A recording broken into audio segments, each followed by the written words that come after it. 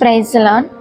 దేవుని బిడ్డలారా, మీరు ఈనాడు అనేకమైన ఒత్తిడిల చేత అనేకమైన సమస్యల ద్వారా మీరు భారం భరిస్తూ ఉంటున్నారేమో. మీ మీద ఎంతగానో మోయలేని భారం ఉందేమో. ఒకవేళ నీ కుటుంబంలో ఉంటున్న సమస్యల వల్ల నువ్వు భారం భరిస్తూ ఉండవచ్చు. నీ పిల్లల్ని పెంచే విషయంలో నువ్వు భారంగా ఉండవచ్చు. కానీ నువ్వు చేస్తున్న ఉద్యోగం ఒత్తిడి కావచ్చు, ఏదైనా సరే నువ్వు ఏ విధమైన భారం భరిస్తుంటున్నావో ఆ భారాన్ని నువ్వు మోయలేకపోతుంటున్నావేమో.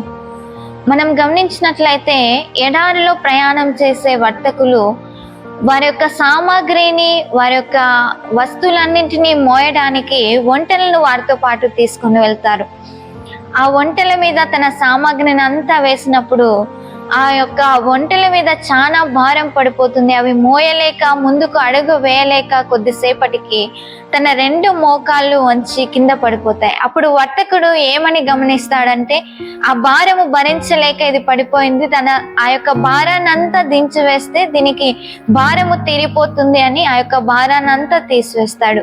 ప్రియ దేవుని బిడ్డలారా, ఒంటె ఏ విధంగా తన భారాన్ని మోయలేనప్పుడు మోకరిస్తుందో, 2 కాళ్ళు మోకాళ్ళ మీద పడుతుందో, అప్పుడు తన యజమానుడు తన భారాన్ని తీసివేస్తాడు. నువ్వు కూడా అంతే. నీకున్న భారాన్ని నీ నుండి దేవుడు తొలగించాలి అంటే ఎప్పుడైతే ఒంటరిలాగా నువ్వు మోకరిస్తావో, 2 కాళ్ళు మోకరించి ఎప్పుడైతే దేవునికి ప్రార్థన చేస్తావో అప్పుడు దేవుడు నీ భారాన్ని అంతా తొలగించేవాడుగా ఉంటున్నాడు. కాబట్టి పరిశుద్ధ గ్రంథంలో దేవుడు ఈ విధంగా సెలవిస్తుంటున్నాడు. మత్తయి సువార్త 11వ అధ్యాయం 28వ వచనంలో, ప్రయాసపడి భారం మోసుకొంచున్న సమస్త జనులారా నా యొద్దకు రండి, నేను మీకు విశ్రాంతి కలుగజేతును. దేవుని బిడ్డలారా, దేవుడు అంటున్నాడు, ప్రయాసపడి భారం మోసుకుంటున్న సమస్త జనులారా నా యొద్దకు రండి అని. ఒంటె తన భారాన్ని రోజు దించుకోవాలి అంటే, తన బరువుని రోజు మర్చిపోవాలి అంటే ఆ యొక్క కొంచెం దూరం ప్రయాణం చేసిన తరువాత అది మోకాళ్ళ మీద పడిపోతుంది. అప్పుడు ప్రతిరోజు దాని భారము తొలగిపోతుంది. నువ్వు కూడా అంతే. అనుదినము నీకు భారం ఉంటుంది. మనం మనుషులముగా లోకములో ఉన్నాము కాబట్టి అనేక శ్రమలు, అనేక శోధనలు, అనేక ఒత్తిడులు, సమస్యలు మనకు వస్తూ ఉంటాయి.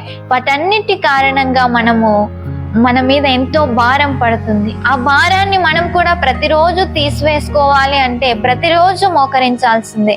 ప్రతిరోజు మోకరించినట్లయితే దేవుడు మన భారాల్ని తీసివేసేవాడుగా ఉంటున్నాడు.